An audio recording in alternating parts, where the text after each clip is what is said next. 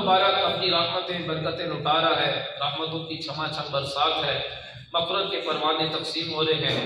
عاشقان رمضان کی قدر کرتے ہوئے رمضان کو نیکیوں میں عبادت میں گزار رہے ہیں۔ اللہ تبارک و تعالیٰ سے بخشش طلب کرتے ہیں، دعائیں مانگتے ہیں، تہجد پڑھتے ہیں، نفل پڑھتے ہیں، تراویح پڑھتے ہیں، قرآن پاک کی تلاوت کرتے ہیں، رمضان کی قدر کرتے ہیں۔ رمضان کے قدر دان رمضان کی برکتیں حاصل کرنے میں کامیاب ہو جاتے ہیں۔ اللہ کریم رمضان آتے ہی جنت کی اور بھلائی کے دروازے کھول دیتا ہے۔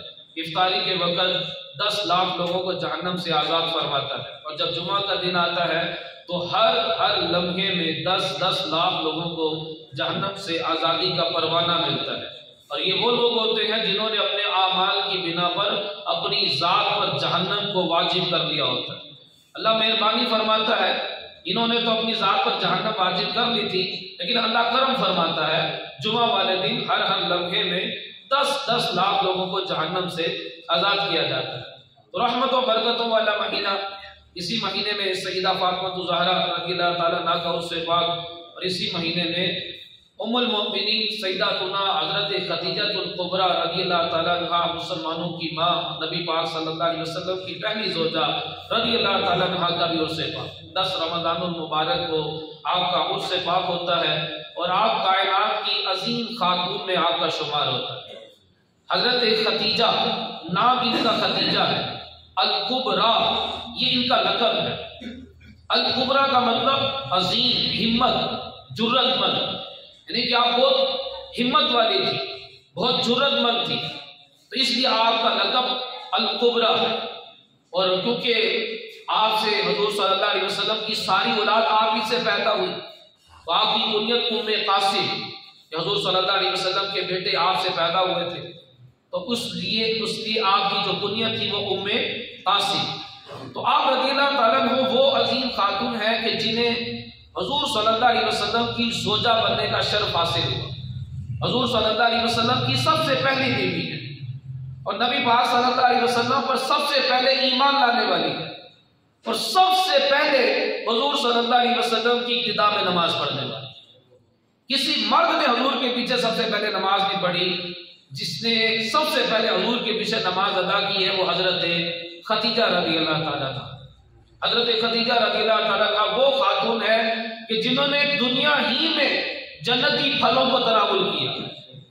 نبی پاک صلی اللہ تعالیٰ علیہ وسلم نے آپ کو جنتی انگور پیش کیے، آپ نے وہ انگور تناول کیے۔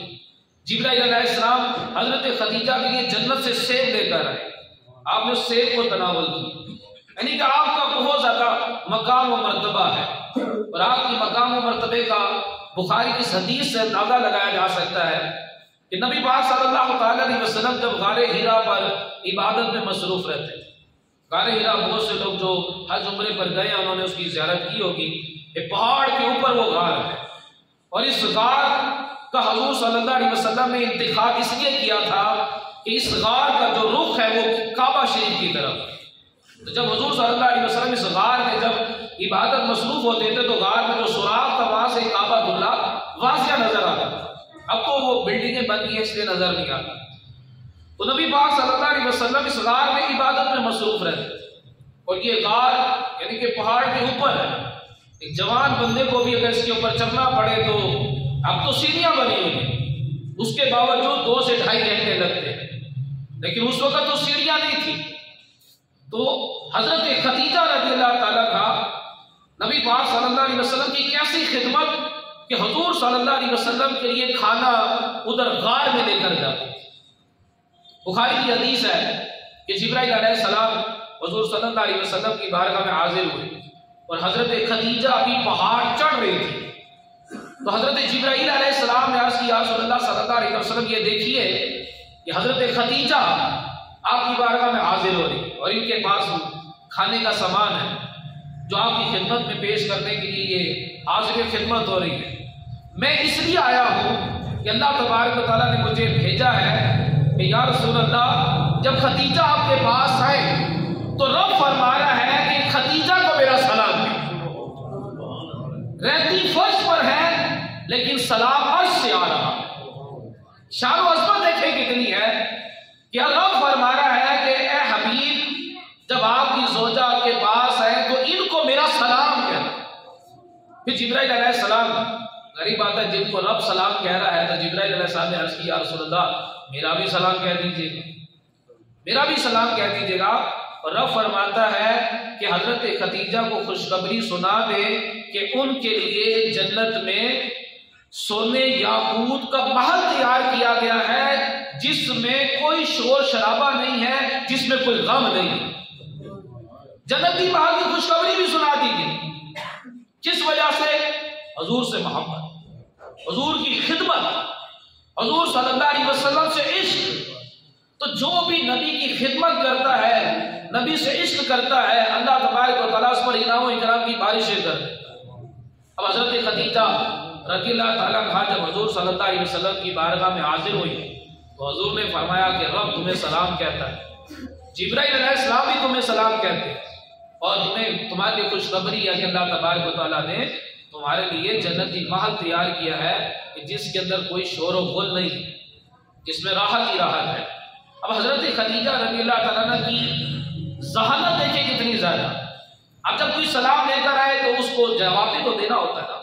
तो आपने कहा कि इन्नल्लाह हुवा सलाम, बेशक अल्लाह तो खुद सलाम है, और जिब्राइल को भी मेरा सलाम। यानी कि अल्लाह ने सलाम कहा तो अल्लाह को तो नहीं ना वालेकुम सलाम कह सकते, क्योंकि अल्लाह तबारक व तआला की ज़ात तो खुद सलाम है। कहा कि इन्नल्लाह हुवा सलाम, कि बेशक अल्लाह तो सलाम है, तो जिब्राइल को भी मेरा सलाम। और हजरत खदीजा रज़ियल्लाहु ताला अन्हा ने ये खुशखबरी सुनकर अल्लाह तबारक व तआला का शुक्र अदा फरमाया। हजरत खदीजा रज़ियल्लाहु ताला अन्हा की पूरी जिंदगी हुजूर सल्लल्लाहु अलैहि वसल्लम की खिदमत के लिए वक्फ हो। अब बहुत ज्यादा मालदार थी, आपने अपना सारा माल हुजूर सल्लल्लाहु अलैहि वसल्लम के कदमों पर निछावर कर, कदम कदम पर हुजूर सल्लल्लाहु अलैहि वसल्लम की खिदमत, हुजूर का अदब किया। जब मुशरिकीन की वजह से हुजूर सल्लल्लाहु अलैहि वसल्लम बहुत ज्यादा गमज़दा होते थे, तो हजरत खदीजा के पास आते, हजरत खदीजा से आपको तस्कीन हासिल होती। हजरत खदीजा नबी पाक सल्लल्लाहु अलैहि वसल्लम की हौसला अफजाई किया करती थी। जब 10 रमज़ानुल मुबारक को हजरत खदीजा रज़ियल्लाहु ताला अन्हा का विसाल हुआ, तो और हुजूर सल्लल्लाहु अलैहि वसल्लम के चचा अबू तालिब, उनका भी इंतकाल हो चुका था, तो उस साल को आमुल हुज़्न कहा जाता है, गम वाला साल। हुजूर सल्लल्लाहु अलैहि वसल्लम बहुत ज्यादा गमज़दा रहते थे, तो अब अल्लाह तबारक व तआला ने हुजूर के गम को दूर करने के लिए मिराज का मौज़ा अता फरमाया, ताकि आपका गम जो है वो दूर हो जाए। हजरत खदीजा रज़ियल्लाहु ताला अन्हा के इंतकाल के बाद आप बहुत ज्यादा गमगीन रहने लगे। सैयदा फातिमा ज़हरा रज़ियल्लाहु ताला अन्हा को हजरत आयशा ने कहा कि हुजूर की 11 अज़वाज, और 11 में से सिर्फ अकेली मैं कंवारी, कोई भी कंवारा नहीं। अब हजरत सैयदा फातिमा ज़हरा को ये बात थोड़ी सी नागवार गुजरी कि मेरी वालिदा की शान व अज़मत क्या है। हजरत सैयदा फातिमा की वालिदा हजरत खदीजा, तो हुजूर की बारगाह में आकर जब हजरत आयशा की ये बात को बयान किया, तो नबी पाक सल्लल्लाहु अलैहि वसल्लम ने ऐसा जवाब दिया कि सैयदा फातिमा ज़हरा रज़ियल्लाहु ताला अन्हा खुशी से खेल उठी।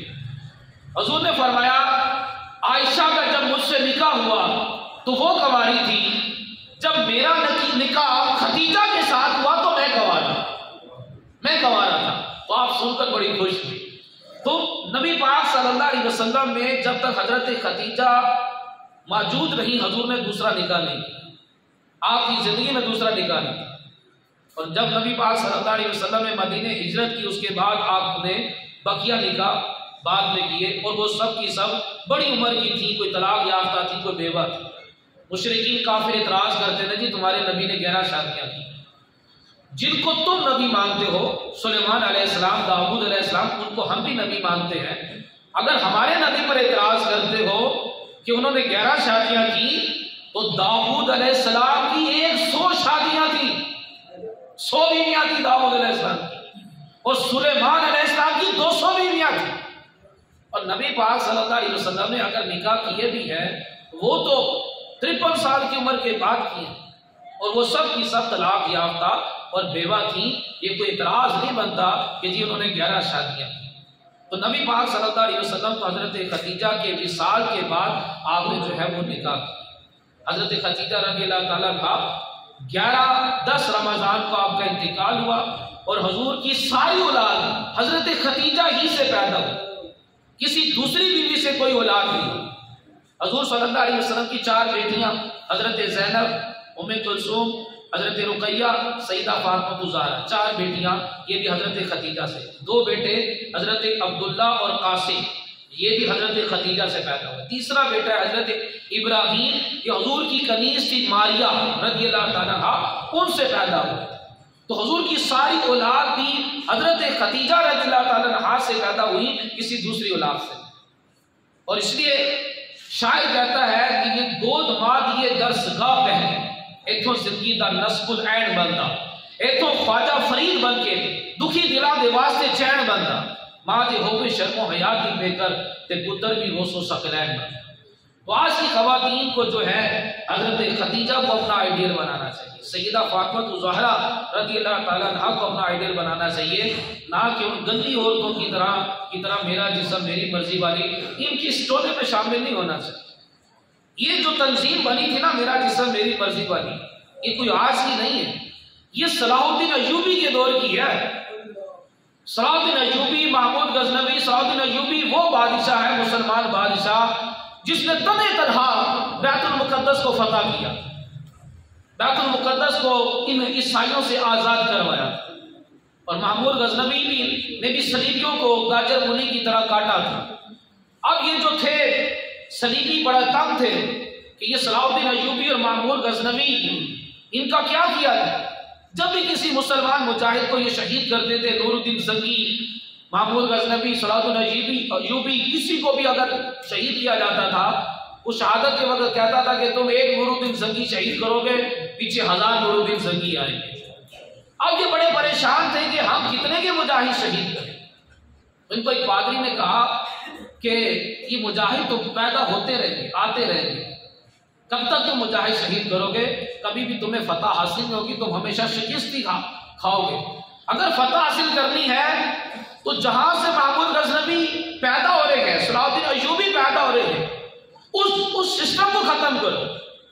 اب اس سسٹم کو ختم کرنے کے لیے کہ وہ جو مائیں تھیں جو خوف خدا والی، عشق مصطفیٰ والی، جو مجاہد اسلام پیدا کر رہی تھی مسلسل، اور جو بھی مجاہد پیدا ہوتا تھا جا کر اسلام کا جھنڈا گاڑ دیتا تھا، مظلوموں کی مدد کرتا تھا، ظالموں کا خاتمہ کرتا تھا، عدل و انصاف کو قائم کرتا تھا۔ انہوں نے کہا کہ کہاں سے محمود غزنوی آ رہا ہے، صلاح الدین ایوبی کہاں سے آ رہا ہے، محمد بن قاسم کہاں سے آ رہا ہے؟ مسلمانوں کی خواتین سے آ رہا ہے۔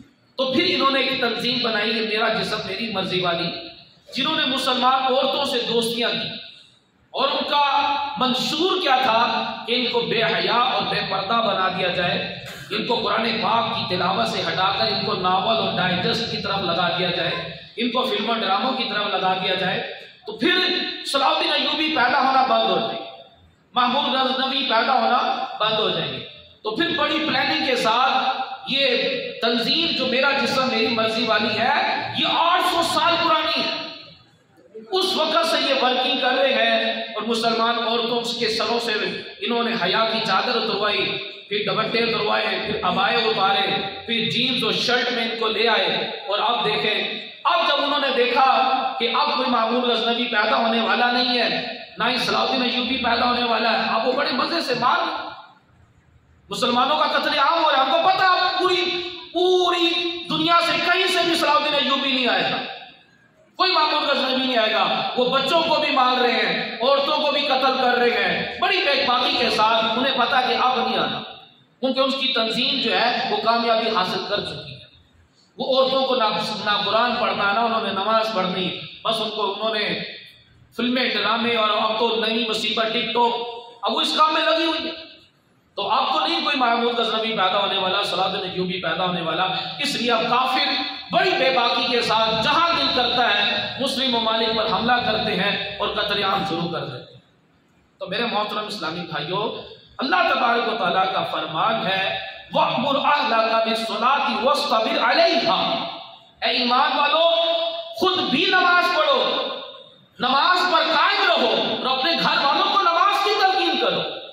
جب گھر میں نماز پڑھی جائے گی، جب گھر کی خواتین نماز پڑھیں گی، قرآن پڑھیں گی، جب گھر میں نماز کی تلقین ہوگی، ان سے مجاہد اسلام پیدا ہو، نیک متقی نوجوان پیدا ہوں گے۔ جو معاشرے کے اندر امن کا گہوارہ بن جائے گا۔ لیکن اب حالات عجیب و غریب ہے، چھوٹے سے بچے جو ہیں وہ ان کو بس مار دھاڑ لڑائی جھگڑا گیموں کی اور ویڈیو گیمز کی اس چیز کی طرف بڑھے ہوئے۔ پہلے چھوٹے بچوں کے اندر بھی جو ہے وہ روزوں کا، نماز کا، قرآن کا بڑا جذبہ ہوا کرتا تھا، اور آج بچوں کی کیا حالت ہے یہ ہم سب کے سامنے ہی ہے، کیونکہ وَأْمُرْ أَهْلَكَ بِالصَّلَاةِ وَاصْطَبِرْ عَلَيْهَا، اس پر عمل نہیں ہوتا۔ نماز کی تلقین اپنے گھر والوں کو کی نہیں جاتی، اپنے گھر والوں کو دین سکھایا نہیں جاتا۔ گھر کی خواتین اس طرح سے نماز روزے کی اور عشق مصطفیٰ اور عشق صحابہ اور عشق اہل بیت کی وہ پابند نہیں۔ پہلے کی خواتین خود تیار کر کر اپنے جوانوں کو میدان جنگ میں بھیجا کرتی تھی، اور انہیں کہا جاتا تھا کہ شہید ہوئے بغیر واپس نہیں آتے، انہیں شہادت کا جذبہ دلایا جاتا تھا۔ اس لیے اسلام ترقی کرتا چلا گیا۔ اب اسلام ترقی نہیں کرتا کیونکہ اب وہ والدین اپنی اولاد کو اس طرح کی تربیت نہیں دیتے، اب گھر میں نماز وغیرہ کی تلقین نہیں۔ اب جب بچہ 7 سال کی عمر کا ہوگا اس سے روزہ رکھوایا جائے گا، لیکن بھلے پورا روزہ نہ رکھے، وہ درمیان میں کھائے پیے تو اس کو منع نہ کیا جائے، لیکن جب وہ 10 سال کی عمر کا ہوگا تو اب سختی سے اس کو روزہ رکھوایا جائے گا، لیکن درمیان میں وہ کھا پی لے تو ابھی اس کو منع نہیں کیا جائے گا، کیونکہ روزہ رکھنا اسی وقت فرض ہوگا جب بچہ بالغ ہو جائے گا۔ بچہ بالغ ہوتا ہے 12 سے 15 سال کی عمر میں، تو جب بالغ ہوگا تو اب نماز اور روزے کے حوالے سے اس پر سختی کی جائے گی۔ سختی تو 10 سال کی عمر سے شروع کر دی جائے گی کہ 10 سال کی عمر سے سختی کرنا شروع کیا، بالغ ہونے تک وہ نماز کا روزے کا پابند بن جائے، پھر کبھی بھی وہ نماز اور روزے کو ترک نہ کرے۔ یہ 10 سال کی عمر سے اس کی پریکٹس جو ہے وہ شروع کی جاتی ہے۔ لیکن آج کون اپنے بچوں کو نماز کے حوالے سے سختی کرے گا، روزے کے حوالے سے سختی کرے گا؟ اور قیامت والے دن حضور پاک صلی اللہ علیہ وسلم نے فرمایا کچھ لوگوں کی ہلاکت جو ہے وہ بیوی بچوں کی وجہ سے ہو۔ قیامت والے دن بیوی بچے اللہ کی بارگاہ میں عرض کریں گے یا اللہ عز و جل، اس بندے نے ہمیں نماز کا کہا ہی نہیں، نماز کی تلقین ہی نہیں کی، اور ہمیں حرام لا کر کھلاتا رہا، اور ہمیں دین کی تعلیم نہ دی، ہم تو بے علم تھے۔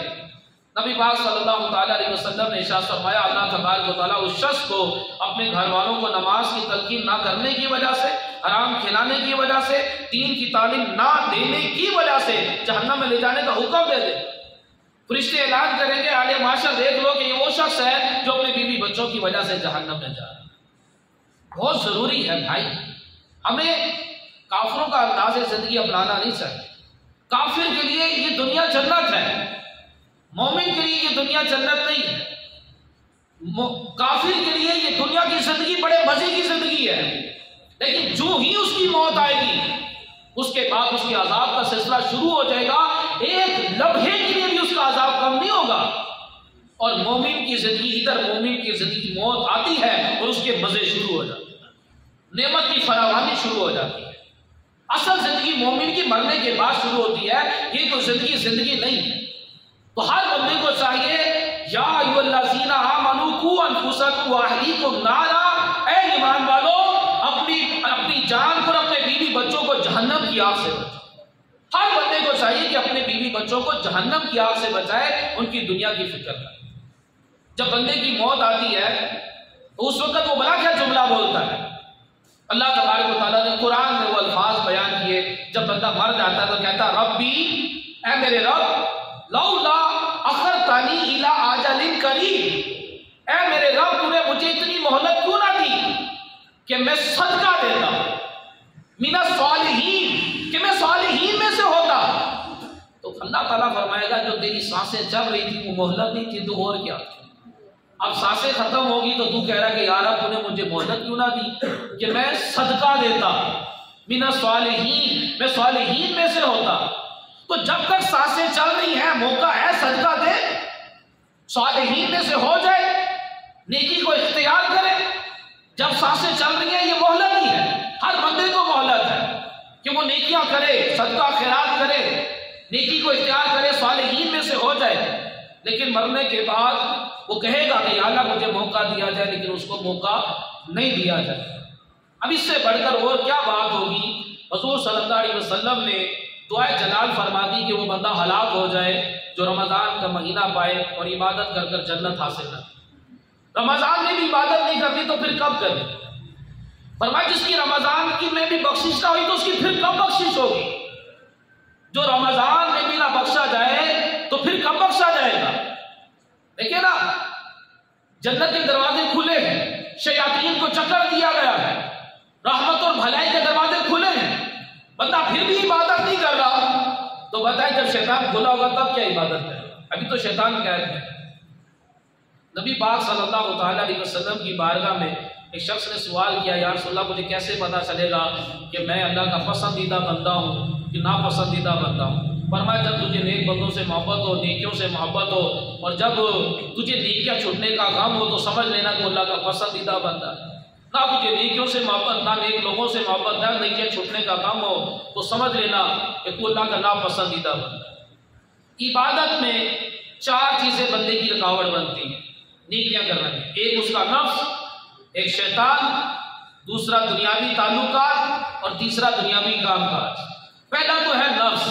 انسان کے اندر جو نفس ہے ہمیشہ بندے کو سستی کی طرف لے کر جائے گا، برائی کی طرف لے کر جائے گا، اچھا کل کر لوں گا، اچھا کل کر لوں گا۔ تو سب سے پہلے حضور نے فرمایا کہ جو سب سے بڑا جہاد ہے وہ اپنی ذات سے لڑنا ہے، اپنے آپ سے لڑنا ہوگا، اپنے آپ کو ڈانٹنا ہوگا، اپنے آپ کو جھاڑنا ہوگا، اور اپنے آپ کو گھسیٹ کر مسجد میں لانا ہوگا۔ نفس نہیں آنے دے گا، سستی دلائے گا۔ تو سب سے بڑی رکاوٹ یہ نفس ڈالتا ہے۔ اس کے بعد شیطان تو ویسے ہی رمضان میں قید ہے، اب اس نے کیا رکاوٹ ڈالی؟ تیسری چیز آ جاتی ہے دنیاوی تعلقات، بلا وجہ کی دوستیاں، بلا وجہ کی گپیں، بلا وجہ کے فضول کام، کس سے ملنے جا رہے ہیں، ادھر گھومنے جا رہے ہیں، ادھر جا رہے ہیں۔ اب وہ بندے کا ذہن بنتا بھی ہے کہ میں فلاں نیک عمل کروں، وہ چار دوست آ جاتے ہیں، کسی کا فون آ جاتا ہے، بندہ نیکی سے محروم ہو جاتا ہے۔ نبی پاک صلی اللہ علیہ وسلم کی بارگاہ میں ایک صحابی نے عرض کی، یا رسول اللہ صلی اللہ علیہ وسلم کون سی چیز مجھے ہلاکت سے بچائے گی؟ فرمایا رونا اختیار کر اور تیرا گھر تجھے کفایت کرے، گھر سے باہر نہ نکل، یعنی کہ ضرورت کے بغیر گھر سے باہر نہ نکلا جائے۔ یہ بلا وجہ کے جو تعلقات ہوتے ہیں نا، اس کی وجہ سے بندہ عبادت سے محروم رہ جاتا ہے۔ چوتھی چیز جو عبادت میں رکاوٹ ڈالتی ہے وہ ہے دنیاوی کام کاج، دنیا کے کاروباری نوکری کے معاملات، کاروبار کے معاملات، دنیا کی مصروفیت، گھر کے کام کاج کی مصروفیت، یہ عبادت میں بندے کی رکاوٹ ڈالتی ہے۔ اب نبی پاک صلی اللہ علیہ وسلم کا فرمان ہے اگر تم آخرت سے محبت کرو گے تمہاری دنیا کا نقصان ہوگا، اور اگر دنیا سے محبت کرو گے تو آخرت کا نقصان ہوگا۔ فرمایا جو فنا ہونے والی ہے اس کو باقی رہنے والی پہ ترجیح نہ دو۔ دنیا میں تو فنا ہو جانا ہے، آخرت میں باقی رہنا ہے تو آخرت کو فنا ہونے والے پہ ترجیح۔ ایک نوکری ہے، اس کو سیلری مل رہی ہے آپ کو 1,00,000 روپے، لیکن اس میں نماز پڑھنے کی اجازت نہیں ہے۔ دوسری نوکری مل رہی ہے 50,000 سیلری ہے، لیکن اس میں نماز پڑھنے کی اجازت ہے۔ تو اگر تو اپنی آخرت کا نقصان کرنا ہے تو پھر 1,00,000 والی نوکری، اور اگر اپنی آخرت کا بڑا گھر کرنا ہے اگر تو پھر تو 50,000 والی نوکری، اگر آخرت کا بڑا گھر کرنا ہے تو 1,00,000 والی نوکری۔ تو جس کو تو آخرت سے محبت ہوگی وہ 50,000 والی نوکری کرے گا، 1,00,000 والی نہیں کرے گا۔ جس کو آخرت سے محبت نہیں ہے وہ تو 1,00,000 والی نوکری پہ جائے گا۔ وہ کاروبار کرے کہ جس کاروبار میں علم دین حاصل کرنے، عبادت کرنے اور نیکی کی دعوت دینے کا موقع ملے۔ جس کاروبار میں اتنی مصروفیت ہے کہ بندے کو نماز پڑھنے کی فرصت نہیں مل رہی، یہ کاروبار اس کی آخرت کو ہلاک کر دے گا، اس کی آخرت تباہ برباد ہوگی۔ تو یہ تو حضور کا فرمان ہے، انڈرسٹوڈ بات ہے کہ جب بندہ آخرت سے محبت کرے گا تو اس کا دنیا کا نقصان ہونا ہی ہونا ہے، اور حضور نے فرمایا دنیا کا نقصان کر لو، آخرت کا نقصان نہ ہونے دو، کیونکہ دنیا تو ویسے ہی تم نے چھوڑ دینی ہے، ویسے ہی فنا ہونے والی ہے، آخرت تو باقی رہنے والی ہے۔ تو اپنی آخرت کی جو بھی تیاری کرتا ہے اس کو دنیاوی نقصان تو اٹھانا پڑے، اور دنیاوی نقصان سے پریشان نہ ہو۔ دنیاوی طور پر نقصان تو ضرور ہو رہا ہے، لیکن اللہ تبارک و تعالیٰ اس نقصان میں بھی اس کو رحمت اور برکت اور اطمینان قلب عطا فرمائے۔ کروڑوں کھربوں روپے والوں کے پاس وہ سکون، وہ اطمینان قلب نہیں ہوتا کہ جو اللہ کے راستے میں چلنے والوں پر ہوتا ہے، بھلے وہ امیر ہو بھلے غریب ہے۔ کھربوں پتی والا عالی شان محل میں رہنے والا اس کو بھی سکون نہیں ہے، اور ٹوٹی پھوٹی جھونپڑی میں رہنے والا اس کو بھی سکون نہیں ہے۔ دنیا کے بہترین کھانے، ترکی کے کھانے کھانے والا اس کو بھی سکون نہیں ہے، اور ایک ڈھابے سے دال روٹی سکون نہیں۔ سکون کس کو ہے؟ الا بذکر اللہ تطمئن القلوب، خبردار سکون صرف اللہ کے ذکر میں، اللہ کے چین میں ہے۔ تو جب تک ہم اللہ کی محبت میں، رسول کی محبت میں اور یہ عبادت کی طرف نہیں آئیں گے تو یہ کروڑوں خربوں روپے بندے کو کوئی فائدہ نہیں دیں گے۔ یہ بہترین گاڑی یہ بندے کو